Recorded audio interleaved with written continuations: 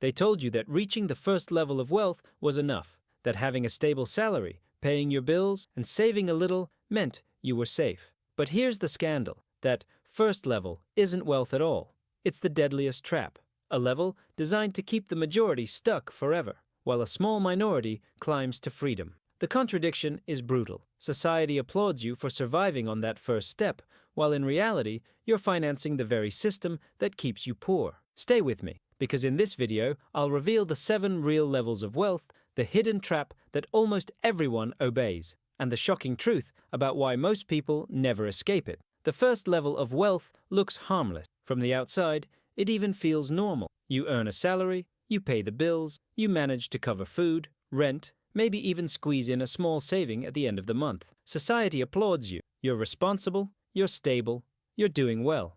But here's the scandal. This isn't stability. It's a prison with invisible bars. You're trapped in survival mode. One unexpected bill, one medical emergency, one layoff, and the entire house of cards collapses. The paradox is brutal. You feel like you're standing on solid ground, but that ground is nothing more than thin glass ready to shatter. That's why this level is the most dangerous, because unlike poverty, where the pain is obvious, here you're anesthetized. You believe you are progressing, when in reality you're standing still. And that's exactly how the system was designed. The banks, the credit companies, even your employer, they all need you stuck here, obedient, predictable, terrified of losing the little you've managed to build. You become the perfect fuel for their machine. You keep consuming, keep paying interest, keep trading your hours for pennies, while they build real wealth on your back. Most people will die in this first level without ever realizing it. They confuse the comfort of covering the basics with freedom. But survival isn't freedom. Survival is slavery dressed as security.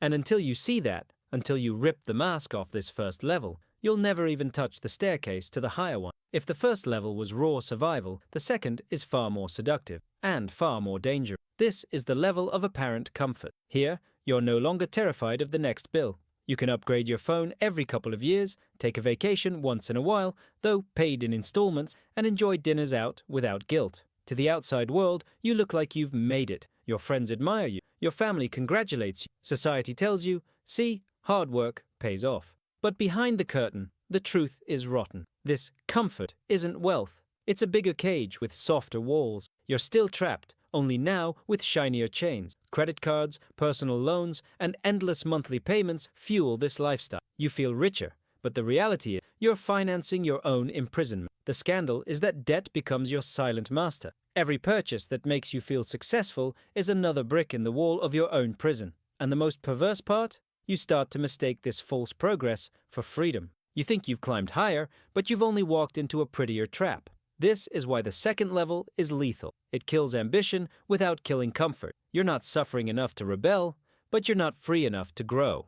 You get stuck in the gray zone, the lukewarm life that convinces millions to settle for mediocrity. And make no mistake, the system celebrates. Banks love it because you become their perfect customer, stable enough to keep paying, weak enough to never escape. Employers love it because you won't risk leaving. Even governments love it because a population in debt is obedient. The paradox here is cruel. The more you enjoy this comfort, the more powerless you become to escape it. And most people will spend their entire lives trapped in this second level, confusing a slightly bigger cage with true wealth. If the second level was the illusion of comfort, the third looks even more respectable. This is where people say, I'm finally stable. They have steady income, a modest savings account, maybe even a retirement plan or a small investment. On the surface, it looks responsible, disciplined, mature. But here's the scandal. This stability is nothing more than an anchor disguised as progress. You're not drowning, but you're not moving forward either. You're stuck, floating in place, calm on the surface, but going nowhere. Think about it. You save diligently, but inflation quietly eats away at your money every single day. Banks take your deposits and lend them out at 10 times the rate they reward you with. And you call that security? The system applauds you for being prudent, while it quietly harvests your effort for profit. This is the paradox. The third level feels intelligent, but in truth, it's a dead zone. You don't lose everything, but you never multiply anything either. You've traded chaos for stagnation, and stagnation is just a slower form of decay. And here's the cruel psychology. Because nothing feels urgent anymore, your ambition shuts down. You stop learning. You stop taking risks. You tell yourself, I'm fine. But that phrase is the tombstone of growth. The so-called responsible choice becomes the invisible trap that chains millions for life. Governments love when you stay here. Banks love it even more, because at this level you are predictable, not desperate enough to rebel, not ambitious enough to rise, exactly where they want you. The truth is harsh. Most people die here believing they were safe. But safe from what? Inflation devoured their savings, time erased their options, and fear kept them paralyzed. This isn't stability. It's quiet financial death. Until you see the lie behind this level, you'll never dare to move. And that's exactly why it's so effective. It feels safe while it slowly kills your future. Up until now, money has controlled you. Survival, fake comfort, false stability, all three levels force you to play defense. But the fourth level is the first true rebellion. It's the moment when you stop treating money like something fragile to protect and start using it as a weapon. This is where everything shifts.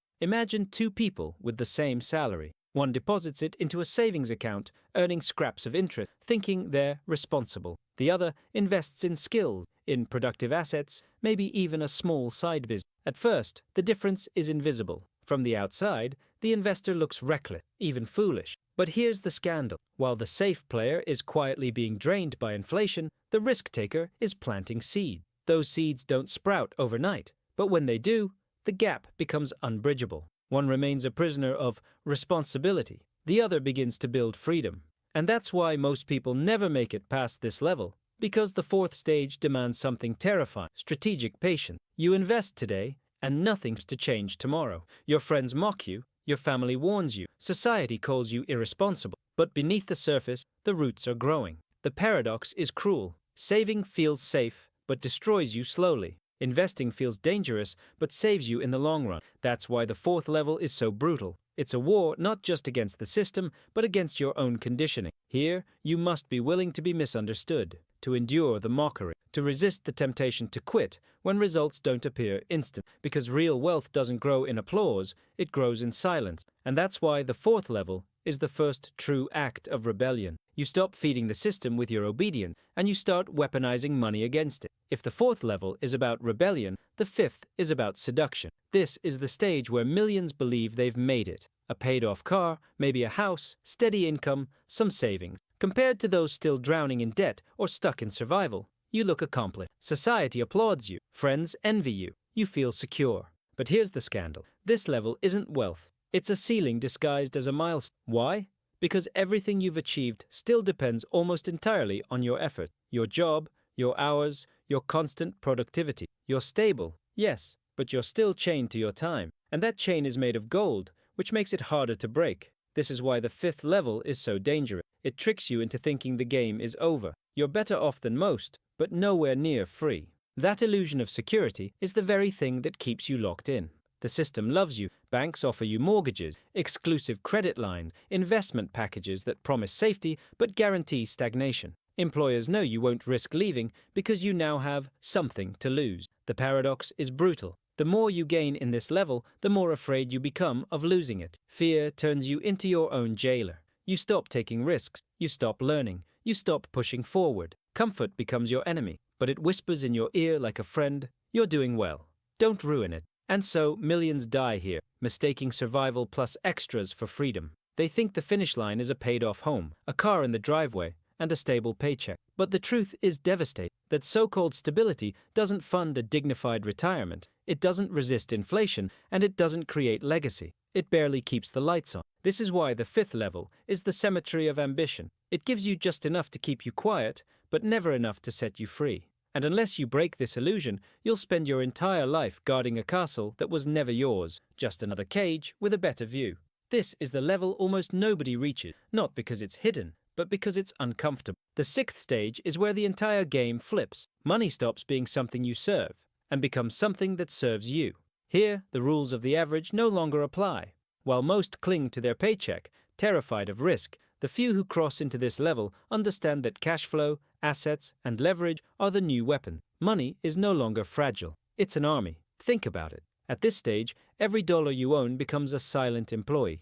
It doesn't sleep. It doesn't complain. It works for you 24 hours a day. And when you deploy it strategically into index funds, rental property, online businesses, or systems that scale, it begins multiplying in ways your paycheck never could. The scandal is this: the same system that drained you in the lower levels is now working. The banks that once bled you with credit card interest now pay you dividends when you invest in them. The debt that once enslaved you becomes leverage when you use it to acquire appreciating assets. The inflation that destroyed your savings now works in your favor when your assets rise in value faster than the currency erodes. This is the paradox of level 6. The rules didn't change, only your position in the game. Most people play defense forever. The few who cross over discover that money isn't just for spending or saving, it's for multiplying. And here's the brutal truth: nobody teaches you, not in school, not at work, not even in traditional financial advice. Why? Because if everyone learned to play offense, the pyramid would collapse. The system depends on the majority staying in the lower levels, obedient and predictable. Crossing into level 6 is like stepping into a secret league. Suddenly, your money compounds faster than your labor ever could. Every year that passes, the gap between you and the average person widens, not because you work harder, but because your assets refuse to stop working. This is where wealth starts to feel unstoppable. But it's also where new traps appear: greed, overconfidence, reckless bets. Because while your money can work for you, it can also betray you if you forget one thing: the system will always try to pull you back down. Reaching the 6th level feels like victory. Your money multiplies, your assets grow, and for the first time, you're not the one carrying the burden. But here's the cruel twist: what destroys most people at this stage isn't math, it's psychology. Greed whispers in your ear, take bigger risks, double down, you can't lose now. Fear counters, protect everything, cash out, don't let it slip away.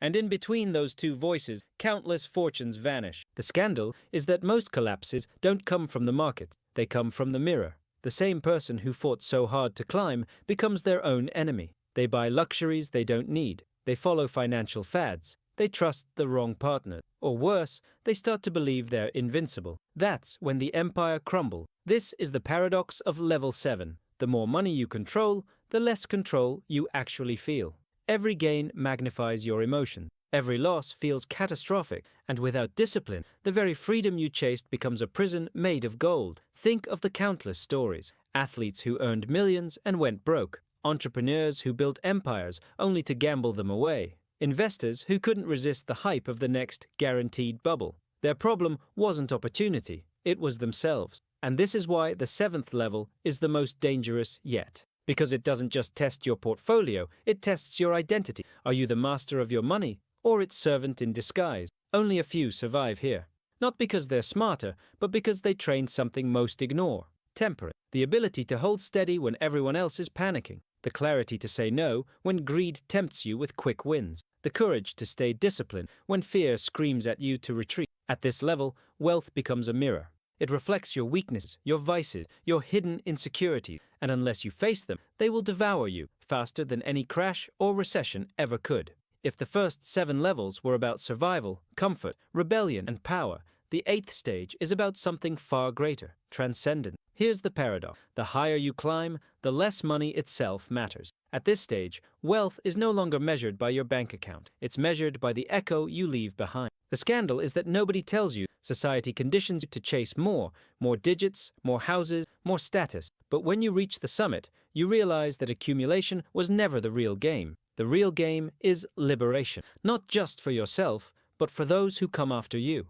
Legacy is the currency here. The wealthy who endure aren't remembered for their yachts or penthouses. They're remembered for what they built that outlived them: institutions, movements, ideas, opportunities. They used money as a bridge, not a throne. And this is what makes the 8th level so brutal. It demands detachment, the ability to see money not as an idol to worship, but as a tool to deploy, to let go of greed, to reject vanity, to use your wealth as leverage for impact instead of applause. Think about it. At the bottom, money controls every decision. At the top, money stops being the point altogether. The irony? The less you need it, the more power you hold over it. But here's the question that cuts deep. Which game are you really playing? Are you still fighting for survival, trapped in fake comfort, or guarding a golden cage? Or are you willing to climb beyond, into the stage where money stops owning you, and you finally own your future? Because the truth is brutal. Most will never leave the first level. Some will climb higher, only to fall back in fear. But a few, the rare few, will break the script entirely and use money to escape the game itself. The final stage is not about having more. It's about being untouchable, free. beyond the system that was designed to keep you obedient.